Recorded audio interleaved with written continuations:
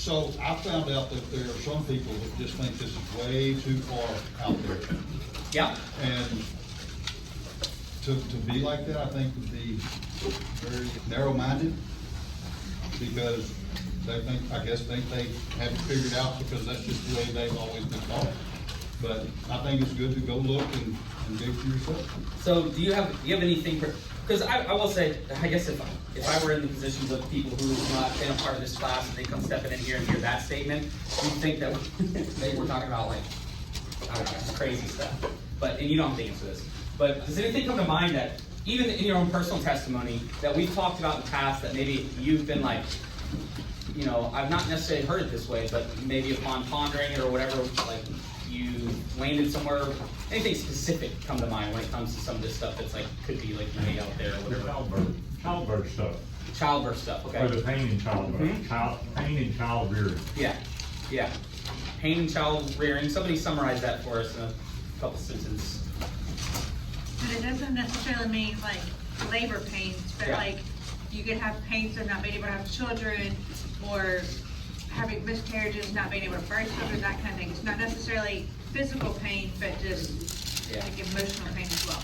Yeah. So it's not just, so in other words, like with the advent of modern medication that can subvert some of the actual physical pain that you have during childbearing, it doesn't mean that we've like somehow found a workaround to the curse of Eve, or to the punishment for Eve, but it's more about the pain that will come up with, you know, rearing children, having children that are great, and that having children that wander away, struggling having children, you know, and suffering from loss of children. These things all disrupt your life and disrupt your, you know, patterns and families and.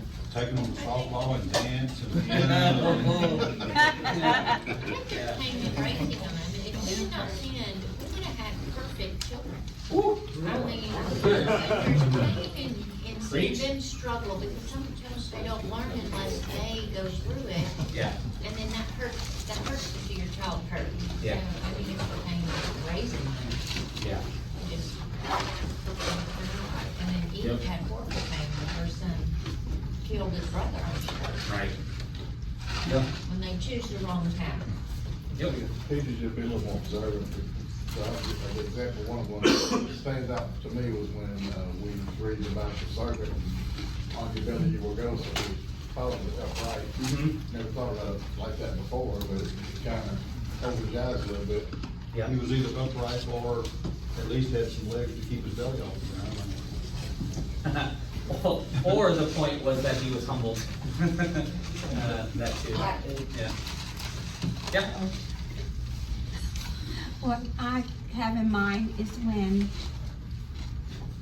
I'm reading or listening to today's headlines and things, how we have left the perfect Eden and now mankind is trying to make an artificial perfect Eden to replace the original one. I'm gonna write that. I like that word. Artificial. Use that all day. Kind of like some of these medication commercials. We can make you look 20 years younger. Actually, keep that in mind. Keep that in mind. Some stuff that we can talk about.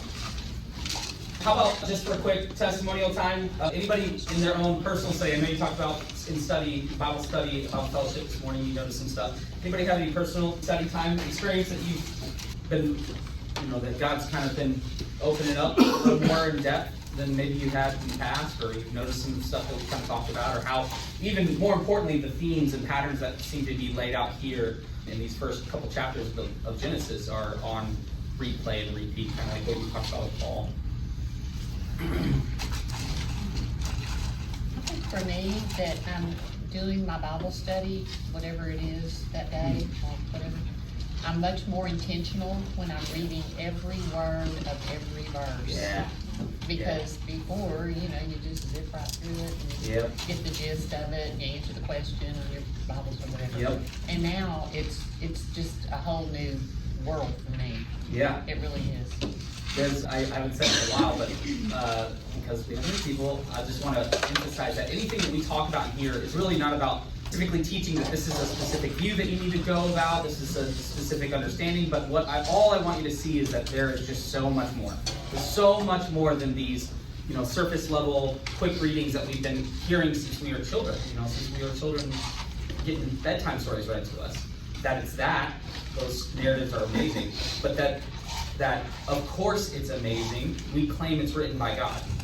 And so to kind of dumb it down and to just accept that it's just a simplified fairy tale, make us a better person type narrative is to just, severely put limits on who God is and as the greatest author of all of creation, let alone the Word. And so if you get nothing from this class, that's it. I just want you to see there's so much more. So that's a blessing to me, Lisa, to hear that you just slow down. Because that is honestly the best thing. And just slow down and watch how the Lord will start to bring to mind questions and that kind of thing. And I do want to emphasize again, it just takes work. I know there's some frustration that Scott's had in the past, but they're like, I get what you're saying, I agree with you, but I don't see any of this stuff when I'm reading. And the point is like, yeah, but it's there, and that's what you're supposed to do. Spend a lifetime seeking it, because a lifetime seeking is a lifetime seeking the Lord, and so that's really what it's about. All right, anything else? Read so many things more than once.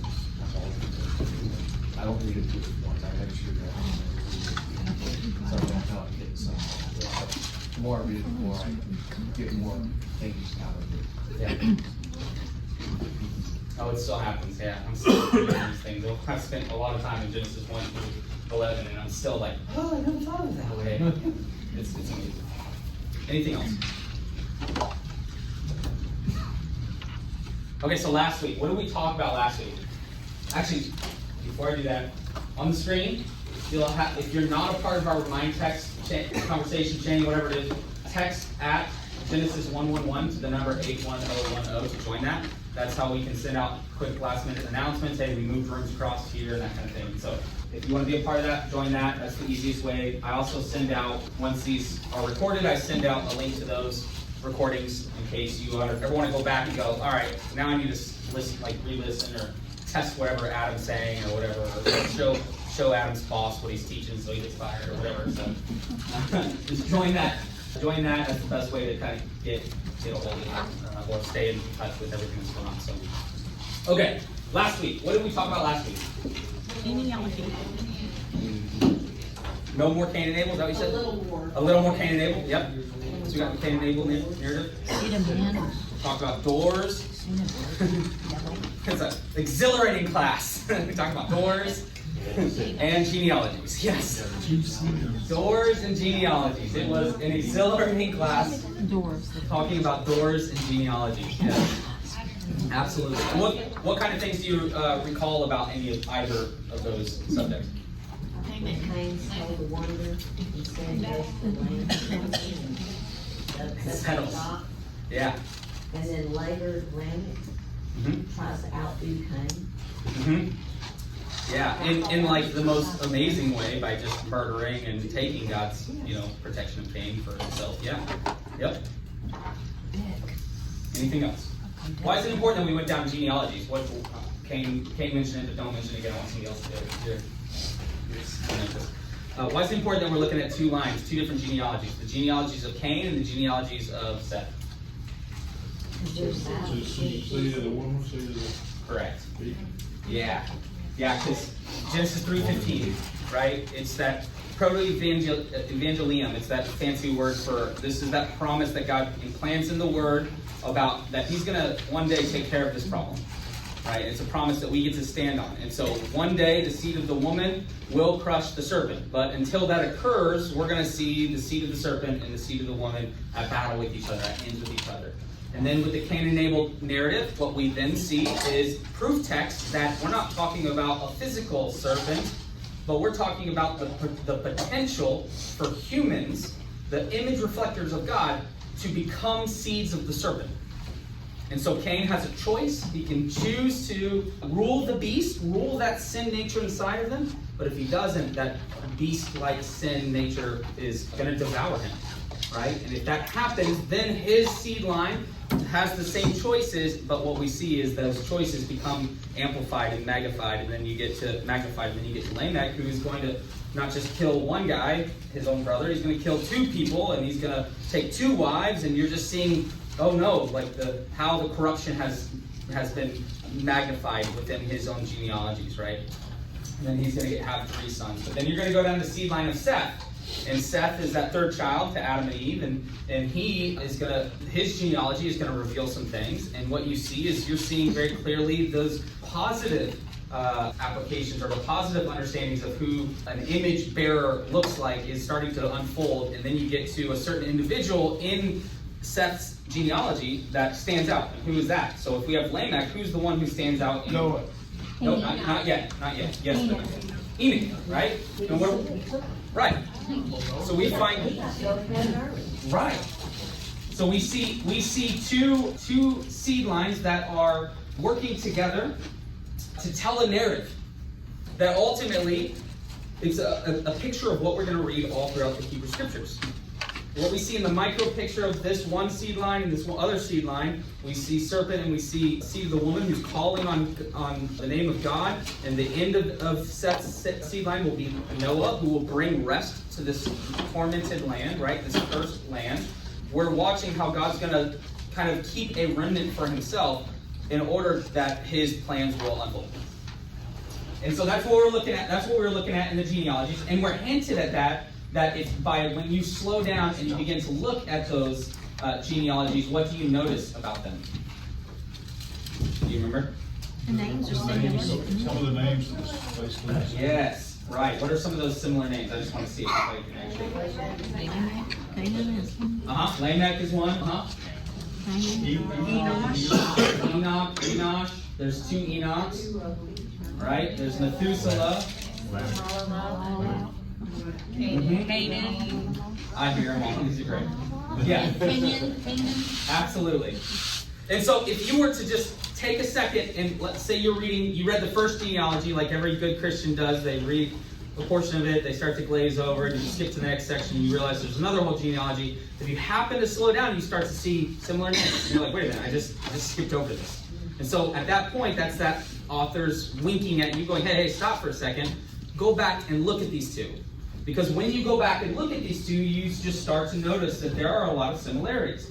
And from those similarities, we then get to decipher like what's happening here, and that's where we come to that whole understanding that just talked about, that there's 2 seed lines. There seems to be one that's calling on the name of the Lord. There seems to be good in one and bad in the other, and that's really important to remember.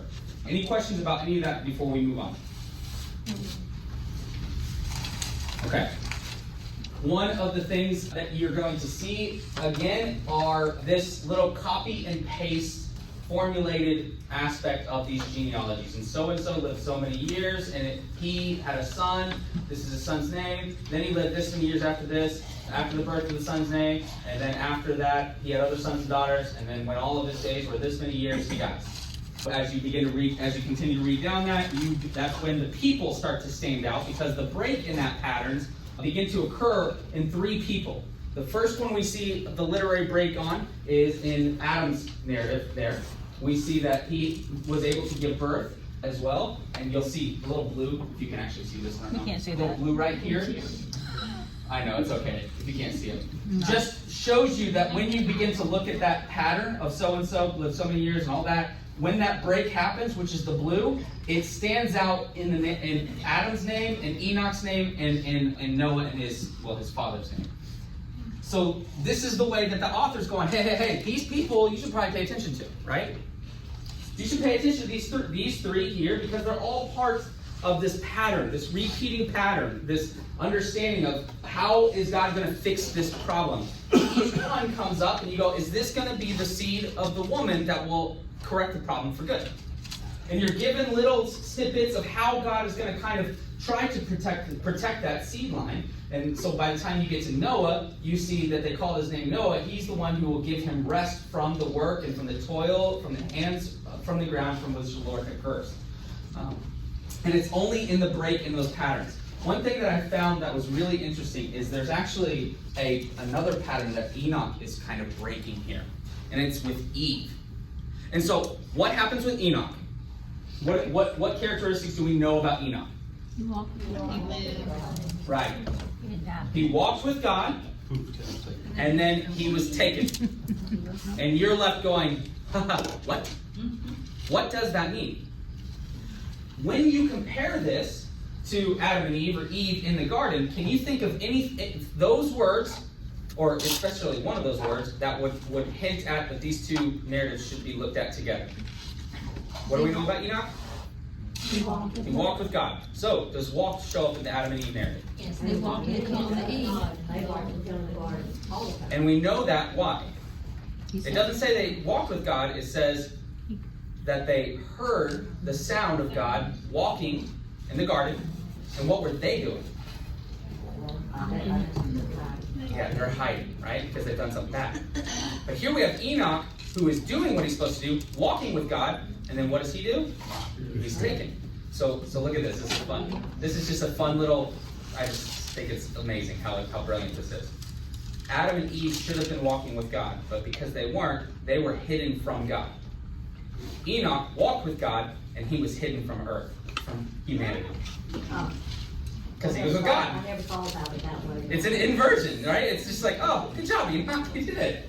Now, did he really, or is that figurative language? Like, did he really walk physically with God, or do you think it's meant? You know me too well. Yes, no.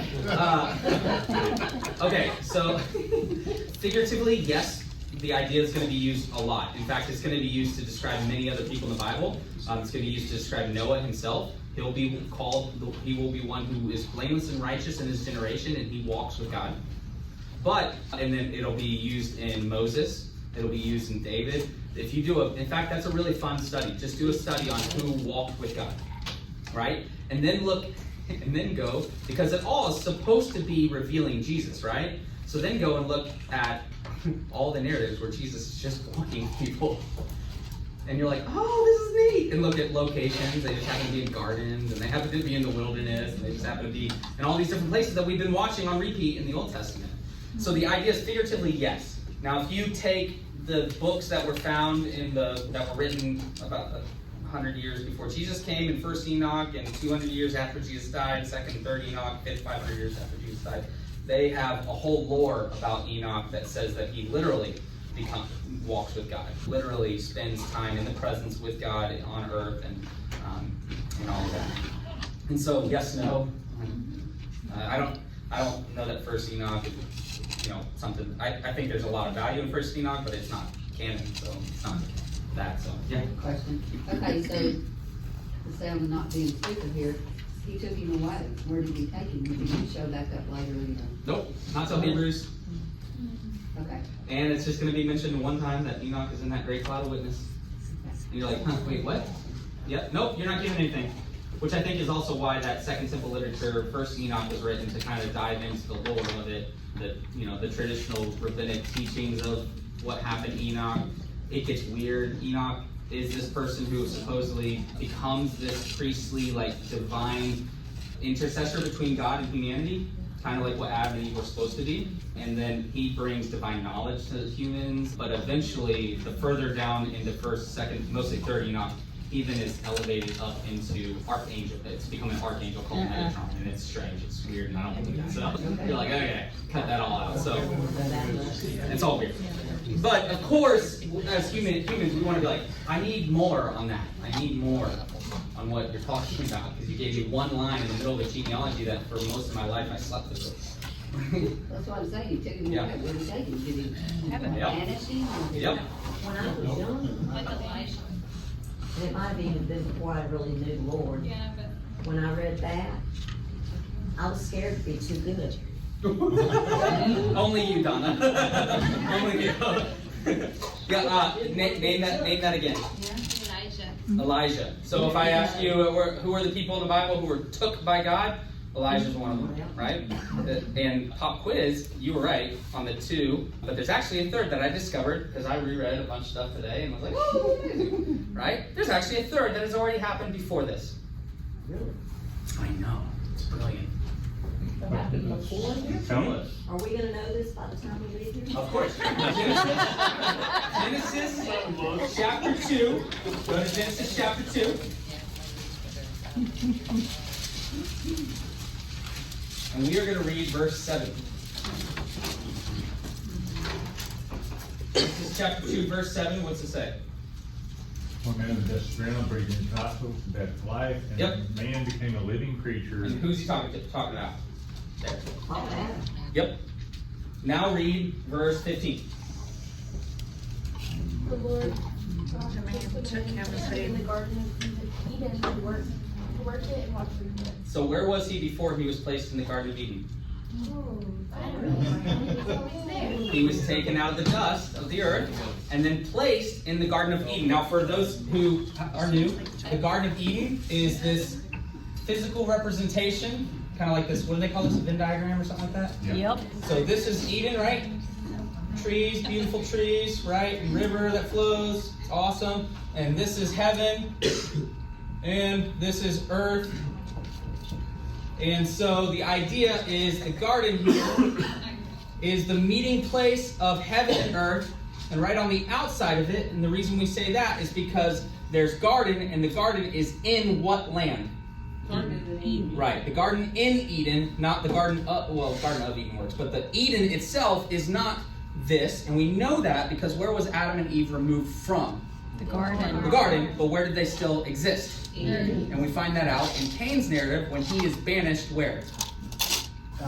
East of Eden, right? He gets banished further out into the earth. So the earth is the idea is that he was formed in the dust of the earth and then literally took by God, same language. In fact, the word is Noach. He was Noach, right? Which is fun. He was taken and placed in the garden. Which I think is interesting, right?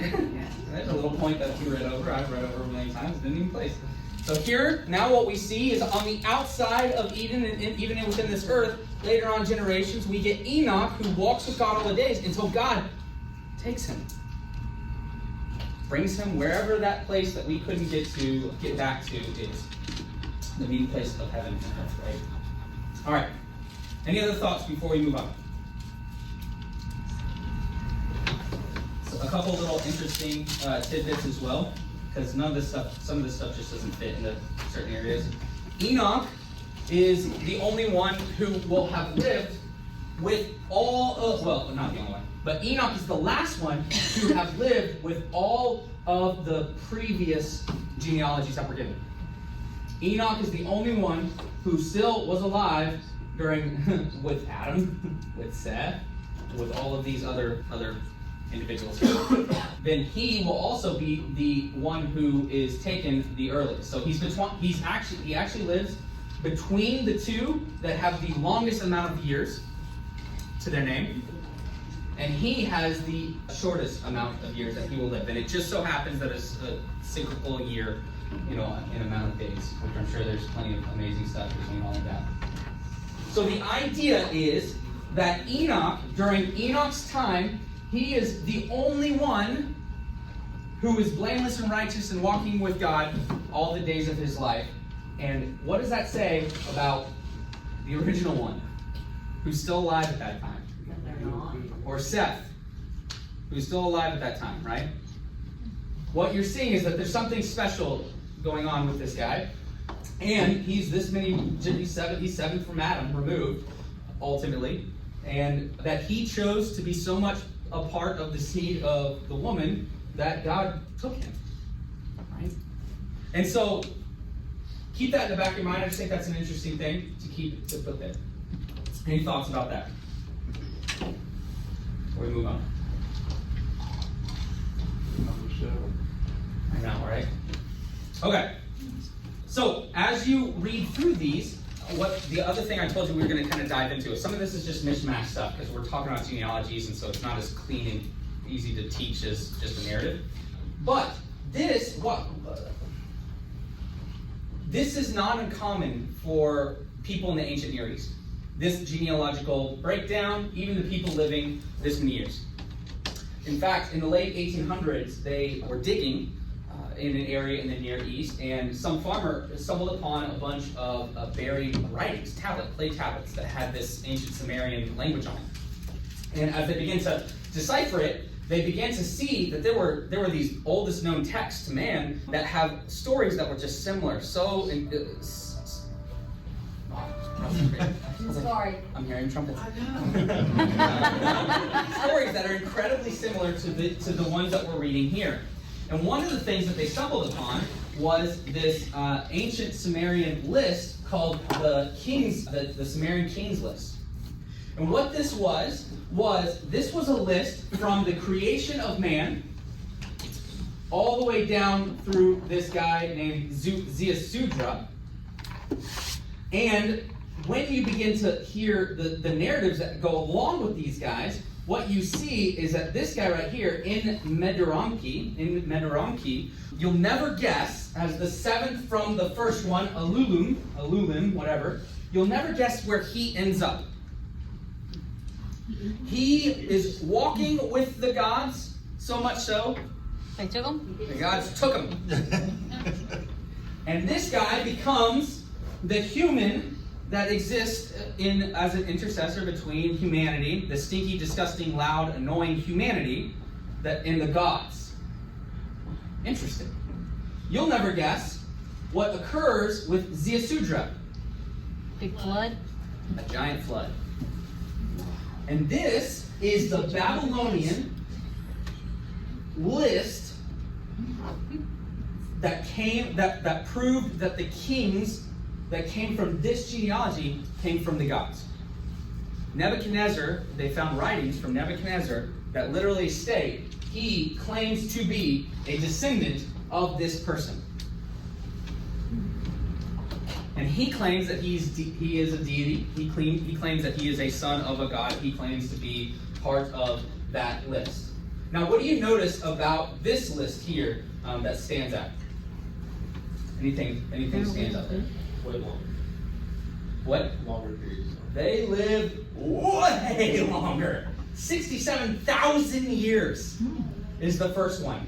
I think they're exaggerating. Just a little. A year is a day to me. 67,000 years. 72,000 years. Why does it say the or? More, 28,000. Where? Oh, Oh, there's two tablets that have two different dates. So one of them is. They couldn't get their lies straight? Yeah. Do what? They couldn't get their lies straight? Yeah, they were off by a couple, 40,000 years. Yeah. So we read, the genealogy that's in, Genesis 5 as like, ooh, that's a lot of years. That's crazy. But now when you look at that in comparison to this, what do you think? They weren't much older than us. Yeah. Right. There's 10 and 10 in the seventh, like the seventh king and the seventh patriarch. Mhm. Does not die, but is translated God's own. Yep. Because of his special relationship with God, so there's Yep. a connection. And what you begin to discover is that the flood occurs here because the gods are just annoyed with humans. They don't like them, they're annoyed with them, they're loud, they smell, and so he's like, just kill them all. Meanwhile, you read the flood account from the biblical account. What does it say about God when he has decided in his heart to destroy them? Yeah, it says the end of all flesh has come up before him, and what's his feelings towards it? Regrets right now. Yeah, he's devastated. He's devastated. So we got gods who are annoyed, and gods who are devastated. This is just all the people that believe in all the many gods, trying to make their stuff sound good. Mm-hmm. So now let's have a discussion real quick. What do we do with this when this was written way before any of our earliest writings of this? No. I don't know. That was before I knew that. What do you think? Are you sure about that? Let me Google it.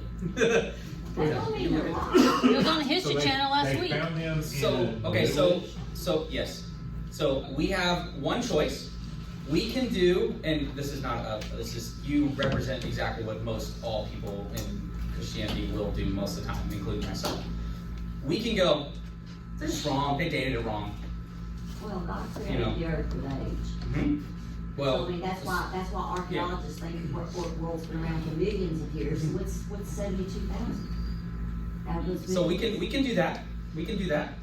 What else? What other conclusions do you think people have come to, even non-Christians? They just wrote it down first and took the biblical narrative and Okay, just there's changed the another names. view. It's, well, yeah, of course, they wrote it down. It actually happened. So they're writing it down just like Moses is writing it down after the fact. They just happened to get it wrong. You say the years are different. Yeah, the years are different, yep. Who said it didn't go twice? Who said it didn't happen twice? Oh, I haven't heard that theory, but that's potential, I guess, maybe, yeah. Are we so infinite to believe that we were the only earth that God created? That's well, that gets us into theoretical physics and multi-dimensional. Yeah, that's fun. That's really fun. I'm just saying. But, People could but knowing working in this particular universe, not the multiverse, but in this particular universe, what do we do with this? How old were the papers again? They were clay tablets. Okay, no. Clay tablets. I don't know the date. Somebody Google it if you get it. What is it called? Google the school. The Sumerian tablets. So they were written 100,000 years before, or 50,000 years before. Well, they weren't written that many years before. I don't remember exactly what date. That doesn't say it there either. I don't have that off the top of my head. Somebody can Google that. But if you look at the ancient Sumerian kings list, when the dating of the ancient Sumerian kings list, tell me if you can find it. Well, how would they know how to read their language? Well, they've got ciphers. They've had different ciphers. Some people figured it out. Actually, Sumerian is one of the easier languages you can still learn. You can spend a couple weeks on YouTube and actually learn how to read Sumerian. It's not even very pretty. It just looks like a bunch of like arrows, kind of. Is the best I can explain it. You should look at it. It's kind of cool. Looks like bird feet. Hmm? Looks like bird feet. Yeah. If you look up the ancient Ugaritic text, that might bring more, because it was found in that, is it Ugaritic? I don't know how to say that. Ugarit, I think. The ancient Ugaritic text. The age of like the ancient Ugaritic texts. UG something. URATIC. There you go. Ancient Sumerian tablets or Ugaritic texts. Anyways, so okay. So we have a couple options. Yeah. To me, the truth is the truth. There is evidence that there was a universal flood. The Bible says it. Right. Someone just wrote about it first. Yeah. And so the flood account that occurs within this version of writing is only in the flood account that occurs within biblical writing is one of like 300 worldwide flood accounts. Right? There's a lot of elements that kind of coincide. There's a lot that don't. Right? But the idea is, of course there was. You know, if we're all descendants of these people, and we not long after that is Babel, we get spread across the earth, and these different formations of the spoken history will be spoken, and that's going to develop their own lives, right? Until written languages will take place. The ancient Ugaritics is one of the earliest known writings that they've found. These different cuneiforms, these different clay tablets, and they find this. But what instead of saying, well, they're wrong, or, you know, even taking the idea of they wrote down the wrong thing, what I actually would venture to encourage you guys to think about, and this is just to think about, is what we've been talking about from Genesis chapter 1. We as Americans, we want to like hyper-literalize so much of these things because it's the culture that we live in. We read something, it says something, we believe that thing. But what it's doing is it's ignoring the ancient context and the ancient people that wrote it. And that's not the same laws and rules that they existed in. And so when they would write something, they're going to write something down, not expecting you, because this is the way the culture was, to hyper-literalize that something. And so my encouragement to the 7-day creations was to not hyper-focus on 7 literal 24-hour periods or 7 ages, whatever those arguments have been about. And I want you to focus more on the why about that creation. Right? Because we get in the weeds about this stuff, but the point of it was something else. Totally something else. And that's when we get back into that mindset, then you discover so much more. And so what's happening here is that a non-Christian will take this and say, oh, well, the Bible just borrowed from all these other beliefs that have been written down way longer before this. They just stole this stuff, put it in their own book, and said it was their God. Right? Which is actually a logical conclusion to come to in some ways. I would venture to say, no, they're writing in the way that every other nation and country in that time just knew how to write. Right? This is just how they wrote. This is just what it was. It happened, it occurred around the same time. This is what they would do to discover something. But it would work in two ways. It would work to separate itself from all the other people. And so what's happening here is teaching these ones something about the God who actually created them. And teaching these ones about the God who flooded the earth and the reasons why. And teaching these ones about how coming from literally bloodlines of those gods actually is not good. It's not a good thing. It's not something to be like, oh, this is me. I am this person. Well, yeah, that ended in a flood. So what's happening here is the writers are taking this and not necessarily worried so much about the literal nature of it. Look, I'm not here to stand on either ground. Did they live 930 years? Yeah, maybe. I don't know. But what I can tell you is that this is night and day different than this. And it shouldn't be. If you just look at the names, it shouldn't be.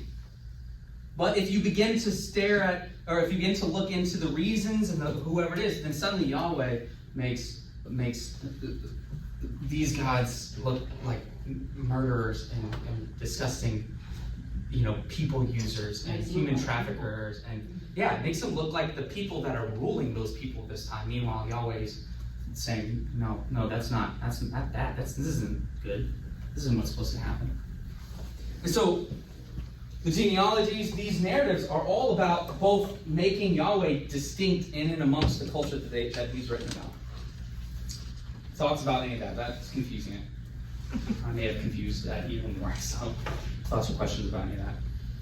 Adam, I found that the one website says their clay tablets were dated around 2100 BC. Okay, so 2100 years before Jesus existed.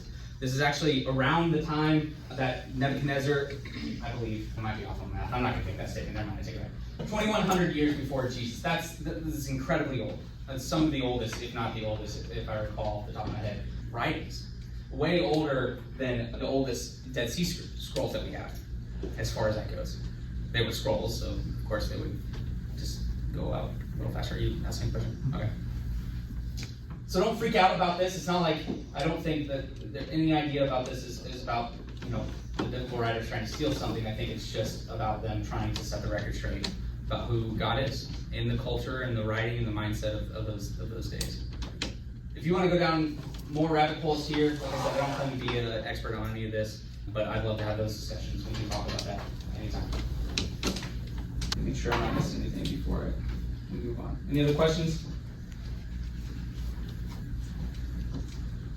Okay, let me read this. This is from, if you ever want to dive more into this, there's a scholar named John Walton who's really, really done a lot of writing in this area. He has these books that are called like The Lost World of Adam and Eve, The Lost World of the Flood, The Lost World of the Torah. They're awesome. He's an ancient Near East expert, a Hebrew expert, and his name is John Walton. Yeah, that's what I was thinking. Walton, exactly, yep. And he does a good job of bridging that gap. He writes this about this. He says, some scholars today believe that Israel was in the habit of borrowing other people's myths and transforming them into a mythology of their own. I do not share that perspective. What is sometimes perceived as a shared mythology is more often a shared propensity to think imagistically.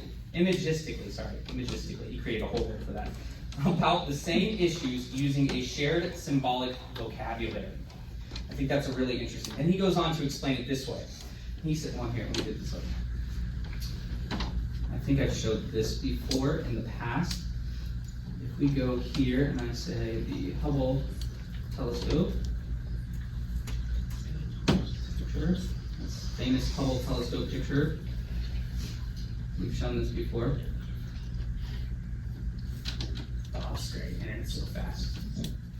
Imagine in your mind the famous picture from the Hubble telescope, right? The one that was just like earth-shattering for scientists to be able to take. It was like multiple pictures that were all put together. It's this big, vast night sky with universes and little tiny red dots and yellow dots and these beautiful pictures, right?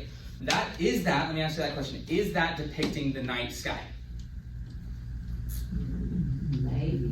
Yeah. This is. A zoomed in A night zoomed sky. in version, things that the eye cannot necessarily see, yeah, version of the night sky, yeah. Now picture the new James Webb telescope, right? They take these massive, beautiful, incredible, high definition pictures. Is that the night sky? More zoomed in. More zoomed in? At the end of the day, they're both pixelated pictures on a screen, though. Are they the night sky? No, they're just depictions of the night sky, right? Now picture the old artist Vincent van Gogh's Starry Night, right? He's depicting a night sky. Is any one of those any less of a depiction of the night sky? No. Are they all done in totally different methods, different ways, different images, different artistic, uses, different technology, different times? Yes. Yeah. If my kid sits down tonight and draws a moon, stars above our house in a color book, is that any less a depiction of the night sky? No. And so what's occurring here is the authors here are taking the language, the culture, the technology, the writing forms of the time and depicting these elements that were normal across the world. The world would look at these things and immediately recognize the Sumerian kingdoms, immediately recognize the Genesis 5 genealogy, right?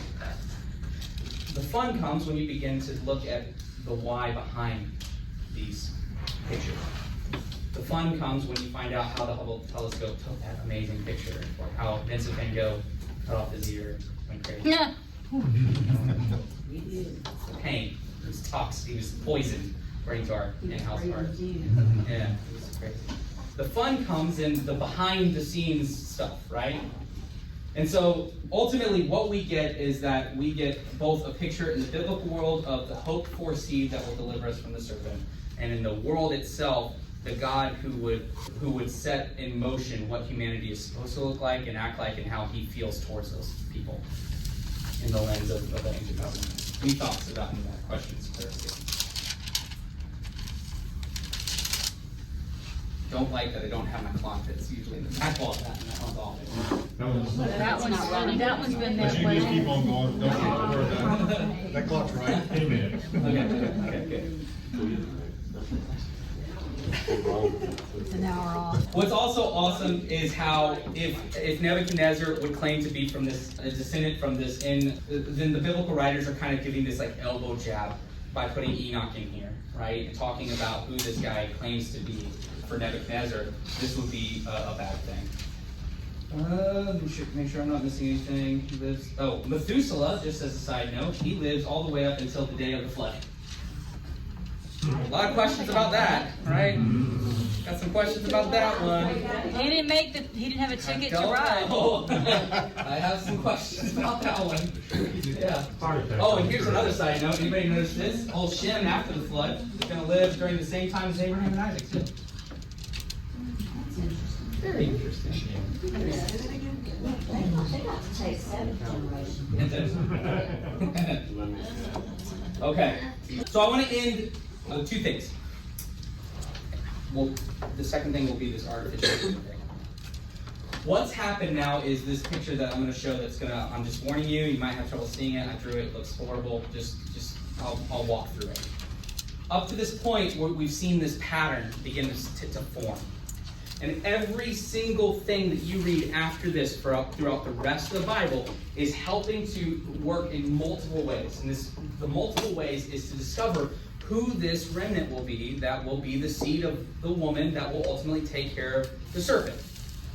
And a Christian who spends day and night, or a reader of the Hebrew text, the Old Testament, who spends day and night meditating on it, like Psalm 1 tells us, would begin to discover these qualities and these repeating patterns and these repeating phrases, so that by the time it gets to Jesus, it's so clear as day who Jesus is claiming to be, who He is, how He's fitting all these characteristics.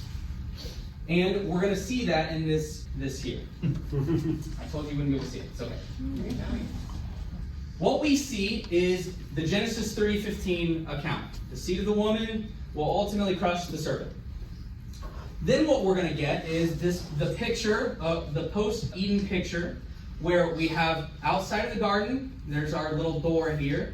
we're going to see the offering here, the offering of Abel, and you're going to see Cain kill Abel. We can't see here's a little blood splatter, so there you go.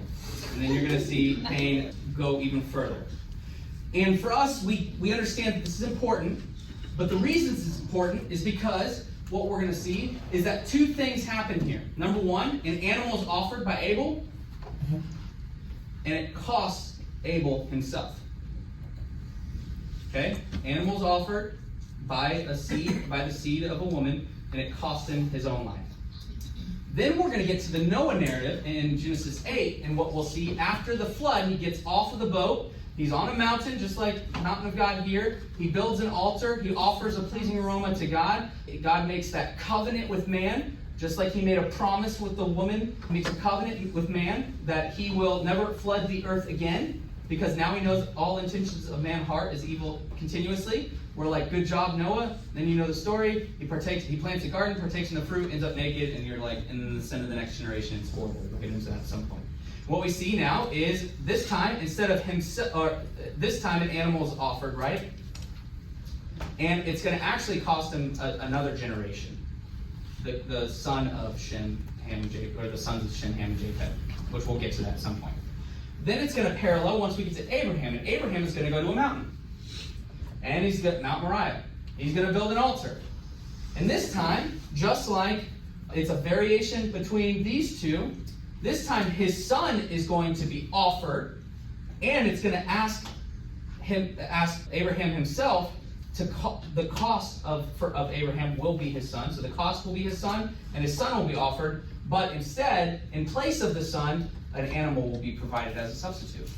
And what you're seeing is just a slight variation of each one of these. And so now we've got, at one point, an animal's offered. It's cost him his own life. This time an animal's offered. It's actually going to cost him a seed of his own life. Here, a son is going to be the cost, and he's going to be offered willingly, and an animal will be put out there in place as a substitution. Then we get to Moses, right? And up on Moses, all the Israelites are down here, and they're freaking out because he's up there in a storm cloud. He's been up there for like 40 days. He's like, he's probably dead. I don't know what's happening. We should melt all our gold together and make a bowl. And you're like, that seems like the most reasonable thing to do, right? And God gets mad. He's like, I'm going to destroy all of the seed, the remnant of these people of Abraham, right? Oh, I forgot the part. He makes a promise with Abraham, right? Covenant with Abraham, just like he made a covenant with Noah. Covenant with Abraham. He's going to make a covenant with Moses. And Moses is going to stand up there, and he's going to do something different than all these other two. He's going to say, look, I know that you want to destroy them, but you said that this is these are the people that you're going to bless the whole world with. This is the covenant. This is what you said to Abraham. And so instead, he's going to offer himself as a substitute in place of the sons of Israel. You see how brilliant? Of course, this is so brilliant. It's all just slight variations of it all. Then you get all the way over here to Elijah and the prophets of Baal, and he's on Mount Carmel, another mountain. Imagine that. And there's an altar. And the 400 prophets of Baal are trying to do this stuff and dance, and they're cutting themselves, and it's crazy. And Elijah's like, maybe you should scream louder. He's probably asleep. Your God's probably asleep. And it's funny, it's hilarious. And then he pours a bunch of water on it, and God calls it on fire, and all the prophets of Baal. And you're like, oh my goodness, that was a crazy story, right? But what you're going to see is that the religious people here, it's going to cost the religious people here. The death on the mountain after the sacrifice, right? They're trying to offer a sacrifice. It's going to cost them their own life, right? And in place, himself are going to be seeking to kill him. Elijah is going to be sought to be killed by others who are upset. The other religious ones are upset that he just broke their religious system in half, right? And made a mockery of it. So they want to kill him. And so he ends up on a whole other mountain, and he's whining and crying, and God provides for him. And it's a really interesting thing that he also ends up underneath a little fruit tree. There's all this stuff that's really crazy. But we got storms, mountains. There's other little parallels to all these. So by the time you get to Jesus, what you see is he had to be the offered son, the offered seed of the woman, right? The offered seed from the Father. It's going to cost him himself by the religious people of the day on a mountain, in order that the prophet Abel's words will ring true, that death will be conquered, because the seed of the woman has now crushed the serpent. See, these are the things that we study. By the way, it just so happens they had to go outside the gate of the city to crucify him. Of course they did. Of course they did. It's brilliant, right? It's amazing. That's why we're reading. That's why every single word and narrative and everything that we read all throughout this is so highly intentional, because it's the lens through which you're supposed to be reading everything else, and the lens through which you're supposed to be reading Jesus. Because Jesus is doing everything to undo everything that we've read over and over and over again. And just like Hebrew words or Hebrew writing does, it's repetition with variation. And I'll ask this question and we'll do that and we're done. Why did Jesus come when he had to? When he came? Why did Jesus come when he came? Why did he not come here? Why did he not come there? Why did he not come at the beginning? They're outside the garden. Fix it then, Jesus. Because man needed to know that they can't do it alone. They needed to keep failing and failing and failing in order to receive him. As long as there's a way that you can give yourself up after offering an animal, as long as there's a way to offer an animal and that be good enough, as long as there's a way you can just give up your sons, I wonder if that comes back into play from other cultures. As long as there's a way to offer just yourself as a human in place of all the sinful ways, as long as there's a way to kill a bunch of religious people, as long as there's a way, you don't need Jesus. But until every single way has tried, that's when it necessitates the one who will come and make a way. The one who will come and say, I am the way. I am the door. Yes, thanks, appreciate that. You just can't read it, can't see it. Aren't you so glad you became front row Baptist here? Okay, now we'll end with something fun and interesting and not, I'll say, Adam's opinion. We talked about it before. The end replicates the beginning. Revelation, the last books in the Bible, Revelation is just jam-packed full of all the same stuff. It's just repetition of all these things that we've seen on a mega scale, now an earth-wide scale. One of the things that we often don't talk about is this idea. Well, let me just ask you this. How do these people, what's our explanation for these people living this many years? What's our explanation for the people living that many years? Took them that long to learn. Huh? Took them that long to learn. Took them how long to learn? Yeah. Learn to what? To not swim? That was a bad joke. Sorry, guys. It took a while for the earth to deteriorate. Okay. You know, there used to be. Could they have done that in multiple generations, though, instead of just people living that long? I guess. When did this stop? After the flood. When? After the flood. But when? I know after the flood, I don't know, but after the flood, you tell me when the flood was. Can I just say there's not a definitive stopping point? People after the flood do still live a long time. But eventually, not anymore. It just kind of stops. So there's not a point in which Jesus, it's not like the hard stop of the flood. Well, I know all the way through when I'm doing the reading, the further along you get, the shorter the lives are becoming. Little at a time, little at a time, little at a time. Maybe 2 or 3 centuries, something like that. Yeah. Yep, possibly. And why did that happen? Their diets. Okay, the diets. There you go, maybe. Right. They start having kids in a younger age, yeah, maybe. The other ones there had. No, they used to wait till they were 40, 90 years old. Even Isaac They were was having 40 kids something. younger and younger and younger in the. We gotta know about the kids if you want. So that's the kids did it. So,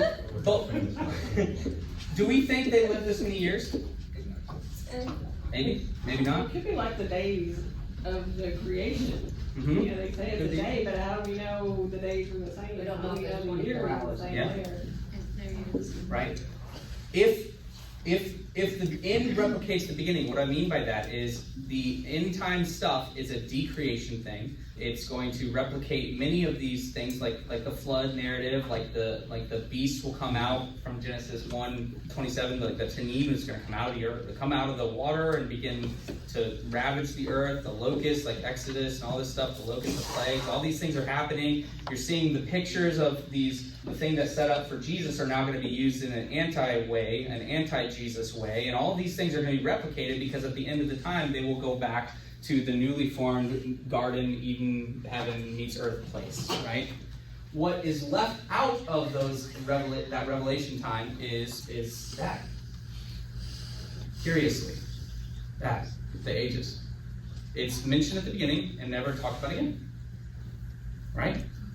Now, we mentioned this before in the past, and it was maybe a review for some, but what occurs when Cain is worried that people out here in the real world are going to try to kill him? What does God do? He protects him with a mark, right? This protection is going to be a physical reminder that the people, if they touch him, God will avenge him sevenfold. It's a thing that Lamech will take and use for his own will. The blessing of God is going to be like, no, I'm going to use this for myself. If Cain's revenge is sevenfold, mine will be 70 times sevenfold, right? Does the mark show up again at the end times? Yes. And what is that? Mark of the beast. Yeah, the mark of the beast. This thing's going to replicate this thing. Okay, we are in world of theory here, just so you know. Be very clear, world of theory here, right? Mark of beast, this is going to be some sort of physical representation that we say, that says that Christians will be able to buy and sell, right? And we've talked about that in the past. Barcode, microchip, who knows what it is, right? But if you look at the mark in the Bible, the mark is always used in certain ways. The mark is always used as a mark to separate, segregate, and to protect. And so what if the mark of the beast is actually Satan's way to create artificial Eden and subvert what occurred in Eden, subvert death? And then suddenly what you have is, hey, by the way, we have now transhumanism capabilities to implant these devices, implant these things to make your genetics perfect with CRISPR, to use this stuff so that you will never have to worry about dying. You will live forever. And as long as you live forever, there's no need for something after. And this seems great in the world's mind, but then suddenly it sure makes what happens after this, because it says that they will yearn for death and they will not come. Suddenly death becomes mercy. And suddenly this thing that God put from the very start by removing us from the tree of life as broken, fallen humans becomes an act of grace and mercy of God that even we are too stupid to understand, because of course we want to live longer than we have to. This is what the end is about. The end is about, hey, what happens when man begins to create their own artificial Edens? And the problem is those artificial Edens look a lot more like this King's List than this one, which will lead into what starts the next chapter. And it's perfect timing, because of course we're going to get into that story right as Scott leaves.